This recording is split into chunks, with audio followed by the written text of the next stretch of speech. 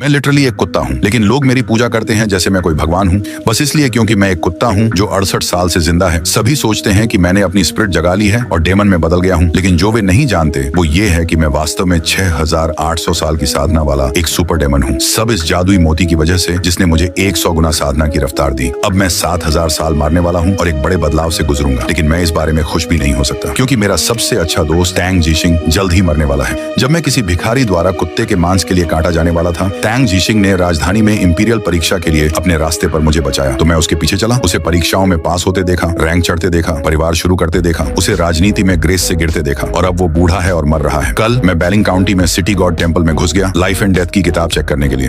पता चला कि जिस लड़के को मैं सालों से फॉलो कर रहा हूँ, बेलिंग काउंटी गवर्नर टांग जी जियान के पास केवल 2 साल बचे हैं और मैं कुछ नहीं कर सकता। इंसान की उम्र किस्मत से तय होती है। मुझे ये बकवास मत दो कि इंसान स्वर्ग को जीतता है। ये तभी है जब स्वर्ग परवाह नहीं करता। बस एक साथ के समय को संजो, फिर जब अलग होने का समय आए तो कोई अफसोस नहीं। टांग जीजिंग के जाने के बाद 2 सालों में मैं बेलिंग काउंटी छोड़ दूंगा और साधना जारी रखने के लिए कहीं ढूंढूंगा। एक बार जब मैं इतना मजबूत हो जाऊं कि किसी भगवान से नहीं डरूं, तो मैं वास्तव में आजाद हो जाऊंगा। इन आखिरी 2 सालों के लिए मैं टांग जीजिंग के साथ राजधानी की यात्रा को फिर से करने गया। एक आदमी, एक कुत्ता पहाड़ों को पार किया, नदियों को पार किया। आधे महीने के बाद हम आखिरकार उस राजधानी तक पहुंचे जिसे हमने सालों में नहीं देखा था। फिर टांग जीजिंग ने राजधानी में अपने पुराने दोस्तों को पाया, एक साथ पिया और हंसे, अपनी जिंदगी की सभी उतार चढ़ाव शेयर की। कैचअप करने के बाद उन्होंने एक साथ राजधानी का दौरा किया। फिर जाने का समय आ गया, अपने पुराने दोस्तों को आखिरी बार देखना। इस जिंदगी में कोई अफसोस नहीं बचा। अगले कुछ दिनों में आदमी और कुत्ते ने चारों ओर यात्रा की, शानदार दृश्यों और स्थानीय रीति रिवाजों को देखते हुए, अलग अलग जगहों से खाना चखते हुए। कभी कभी हम कहीं रुकते, कुछ दिनों के लिए एक कॉटेज में रहते। जो आदमी अपनी पूरी जिंदगी देश की चिंता करता रहा, आखिरकार अपने बुढ़ापे में सब कुछ छोड़ दिया और खुद के लिए जिया। आधे साल बाद हम बेलिंग काउंटी वापस आ गए। जिस पल हम घर पहुंचे, टैंग जीजिंग गिर गया। मुझे पता था कि ये इसलिए था क्योंकि उसने अपने शरीर को बहुत जोर दिया था, हजारों मील की यात्रा करते हुए,